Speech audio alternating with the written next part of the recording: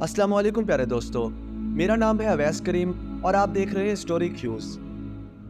नाजरीन, गरम तपते हुए मैदान में इमाम हुसैन अलैहिस्सलाम शुजाअत और बहादुरी से जंग कर रहे थे। जुल्फकार की तेज धार के वार ऐसे थे गोया आसमान से बिजली गिर रही हो। तीर अंदाजों की तरफ से तीर की बारिश हो रही थी। आपका सारा बदन जख्मों से चूर था। इमाम हुसैन अलैहिस्सलाम दुश्मन की फौज पर हमला करते जाते थे, जिनकी तादाद 30,000 थी और इन्हें कीड़े मकोड़ों की तरह मुंतशिर कर रहे थे। अचानक नेज़ा बरदारों की एक जमात ने आप पर हमला कर दिया। एक सिपाही ने तीर चलाया जो आपके दहन मुबारक पर लगा। इमाम हुसैन अलैहिस्सलाम ने दहन मुबारक से खून चुल्लू में लिया और आसमान की जानिब फेंका और फरमाया, खुदाया इन्हें नाबूद कर दे, इन सब को हलाक कर और इनमें से किसी को भी रुए ज़मीन पर बाकी ना रख। नाज़रीन, आज की इस वीडियो में हम बताएंगे कि नबी अकरम सल्लल्लाहु अलैहि वसल्लम के प्यारे नवासे को इस बेरहमी से क्यों शहीद किया गया। आप मैदान करबला क्यों पहुंचे, आपको शहीद करने वाला लश्कर कौन था और मुसलमानों ने हुसैन इब्ने अली का साथ क्यों ना दिया। प्यारे दोस्तों, वाक़या करबला सिर्फ तारीख़ इस्लामी ही नहीं बल्कि तारीख़ इंसानियत का बेहद दर्दनाक वाक़या है। ये दुनिया का वाहिद ऐसा वाक़या है जिससे आलम की तमाम चीज़ें मुतासिर हुई। आसमान मुतासिर हुआ, ज़मीन मुतासिर हुई, सूरज और चाँद ऐसे मुतासिर हुए कि शफ़क़ की सुर्खी ने आसमान लाल कर दिए। ये वो गम अंगेज़ और अलमनाक वाक़या था जिसने जानदार और बेजान को खून के आंसू रुला दिए, जिसका पस मंज़र नबी अकरम सल्लल्लाहु अलैहि वसल्लम और आपकी औलाद की दुश्मनी थी। नबी सल्लल्लाहु अलैहि वसल्लम की वफ़ात को 50 साल गुजर चुके थे। आप सल्लल्लाहु अलैहि वसल्लम के नवासा इमाम हुसैन अलैहिस्सलाम नमाज मगरिब के मुसल्ले पर तशरीफ़ फरमा थे। मस्जिद में हुकूमत का एक सिपाही जूतों समेत अंदर दाखिल हुआ और अपनी कमर से ख़त निकालकर इमाम हुसैन की तरफ फेंकता है। इमाम हुसैन अलैहिस्सलाम ने ख़त उठाया और ख़त पढ़ने के बाद फरमाया, इन्ना लिल्लाहि व इन्ना इलैहि राजिऊन। अब्दुल्ला ने पूछा कि इसमें क्या लिखा है। फरमाया, शाम का हुक्मरान मुआविया इब्ने अबी सुफियान नहीं रहा, गवर्नर ने हमें बुलाया है। इमाम हुसैन अलैहिस्सलाम हाकिम मदीना वलीद के पास पहुँचे। वलीद ने कहा, यजीद बिन मुआविया हुक्मरान बन गया है, इसकी बैत कीजिए। इमाम हुसैन ने जवाब दिया, अहले बैत नबूवत किसी की बैत नहीं करेंगे। अमीर मुआविया ने अपने बाद अपना जानशी और आलम इस्लाम का खलीफा अपने बेटे यजीद को मुकर्रर कर दिया और मुसलमानों से कहा कि वो फैसले को कबूल कर लें। इस वक्त मदीना में जय्यद सहाबा कराम मौजूद थे। मदीना के जय्यद सहाबा ने यजीद के हाथों बैत करने से इनकार कर दिया था, जिनमें हज़रत हुसैन इब्ने अली, अब्दुल्ला इब्ने ज़ुबैर और अब्दुर्रहमान बिन अबी बकर के नाम बहुत अहम हैं। सहाबा कराम की मुखालफत की वजह यह थी कि अमीर मुआविया ने अपने बेटे को अगला खलीफा मुकर्रर कर दिया था, जो इस्लामी मिजाज और शरीयत के खिलाफ समझा गया। इससे पहले किसी भी खलीफा ने अपनी औलाद या रिश्तेदार को वली अहद और अपने बाद खलीफा मुंतखब नहीं किया था। ये फैसला हज़रत हुसैन अलैहिस्सलाम के साथ हुए मुआहदे के भी खिलाफ था। जब ये खबर कूफा पहुंची कि इमाम हुसैन इब्ने अली ने यजीद को खलीफा तस्लीम करने से इनकार कर दिया है, तो अहले कूफा जो इमाम हुसैन अलैहिस्सलाम से बहुत मोहब्बत और अकीदत रखते थे, मुख्तार सकफ़ी के घर पर जमा हुए और सुलेमान इब्ने हुरत रज़ियल्लाहु तआला अन्हा ने इमाम हुसैन को कूफा आने की दावत दी। आपने इमाम हुसैन को ख़त लिखा, आप कूफा तशरीफ़ लाएं, हम आपके हाथ पर बैत करेंगे और आपको खलीफा तस्लीम करेंगे। रिवायतों में आता है कि कूफा से तकरीबन 18,000 ख़त इमाम हुसैन को मौसूल हुए। इमाम हुसैन ने कूफा जाने का फ़ैसला किया। इमाम हुसैन के नज़दीक यजीद का खलीफा रहना जालिम हुकूमत को तस्लीम करना है। यजीद तो खिलाफत इस्लाम और शरीयत के खिलाफ था। दूसरी तरफ यजीद बिन मुआविया की ज़ाती शख्सियत भी तनाज़े का शिकार थी। यजीद शिकार, तफरीह और शराब का आदी था कि लोगों का भी मानना था कि इसमें खलीफा बनने की अहलियत और सलाहियत नहीं है, जबकि यजीद हर हाल में इमाम हुसैन अलैहिस्सलाम से बैत लेना चाहता था, क्योंकि हज़रत हुसैन नबी अकरम सल्लल्लाहु अलैहि वसल्लम के नवासा थे। इनकी बैत के बाद ही यजीद की खिलाफत मुस्तहकिम हो सकती थी और आलम इस्लाम में खिलाफत की अहमियत तस्लीम की जाती, जबकि इमाम हुसैन अलैहिस्सलाम इसे नाअहल समझते थे और इसके खिलाफ खरूज करना फ़र्ज़ ऐन समझते थे।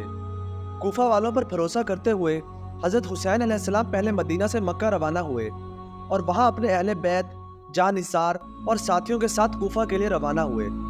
जब यजीद को खबर मिली तो इसने अब्दुल्ला इब्ने ज़ियाद, जो कि एक जालिम शख्स था, इसे कूफा का गवर्नर मुकर्रर कर दिया और इसे हुक्म दिया कि इमाम हुसैन इब्ने अली कूफा पहुँचने की कोशिश करें तो रास्ते में ही इन्हें रोक दिया जाए। इब्ने ज़ियाद ने एक लश्कर रवाना किया और इमाम हुसैन और इनके साथियों को वहीं रोक दिया। 3 मुहर्रम को अमर बिन साद 4000 फौज लेकर करबला पहुंचा। यजीद अपने गवर्नर के जरिए अपनी बातों को कबूल करवाने के लिए امام حسین علیہ السلام پر دباؤ ڈالتا رہا۔ جب امام حسین نے یزید کی شرائط کو نہ مانا تو آخر کار دشمنوں نے فرات پر فوج کا پہرا لگایا۔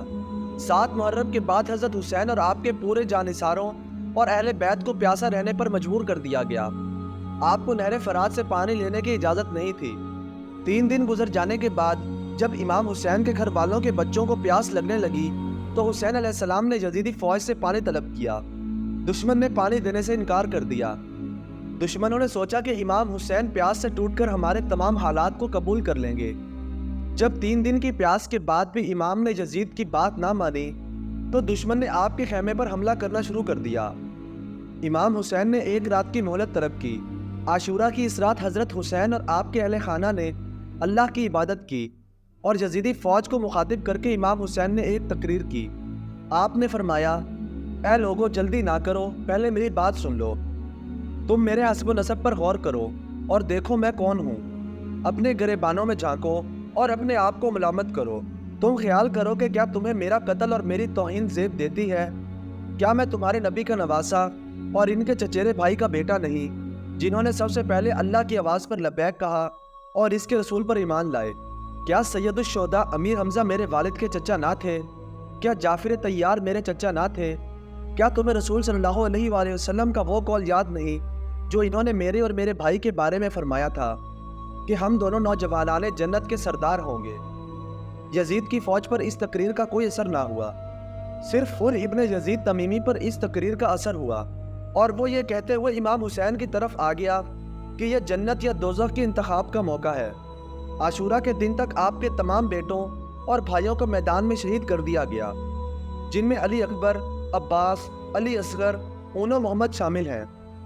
حضرت امام حسین اور ان کے ساتھیوں نے دشمن کی صفوں پر ٹوٹ کر حملہ کیا، شجاعت اور بہادری کی تاریخ رقم کر دی، لیکن ایک ایک کر کے سبھی 72 جانثار شہید ہو گئے۔ آخر میں امام حسین علیہ السلام کو بھی دشمنوں نے چاروں طرف سے گھیر لیا، لیکن ان میں سے کوئی بھی امام حسین علیہ السلام کو قتل کرنے کا گناہ اپنے سر نہیں لینا چاہتا تھا۔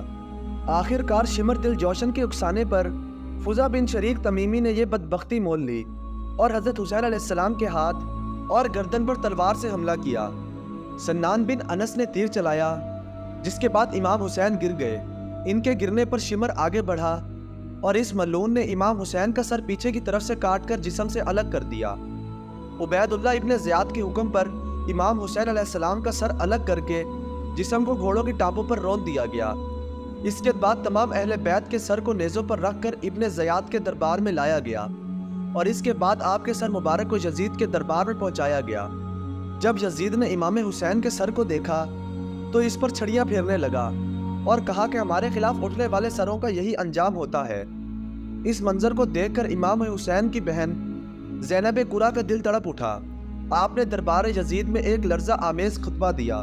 اس خطبے کو سن کر یزید کے دربار میں موجود درباری اور اہل شام کے چہروں کی رنگت بدل گئی اور وہ پشیماں ہوئے۔ واقعہ کربلا کا بغور مطالعہ کرنے سے ہمیں یہ پتہ چلتا ہے کہ یزید نے امام علی مقام کو آپ کے خاندان اور اصحاب سمیت بے دردی سے شہید کر کے خود کو فاتح اور خلیفہ برحق ثابت کرنے کی جو کوشش کرنا چاہتا تھا وہ اس کوشش میں ناکام ہو گیا۔ الٹا اس کی وہ وقتی جیت ہی اس کی ابدی شکست اور رسوائی کا پیشیمہ ثابت ہوئی، کیونکہ امام علی مقام شہید ہو کر بھی لوگوں کے دلوں پر حق و صداقت کا عظیم مینار بن کر راج کرتے ہیں، جبکہ یزید بظاہر جنگ جیت کر بھی ابدی ذلت اور رسوائی اور نجاست کی علامت بن کر رہ گیا۔ یہ جنگ دراصل امام حسین علیہ السلام کی ابدی فتح ثابت ہوئی۔ ناظرین، ہماری آج کی اس انفارمیٹیو ویڈیو کو لائک، سبسکرائب اور زیادہ سے زیادہ شیئر کرنا نہ بھولیے گا۔ اللہ نگہبان۔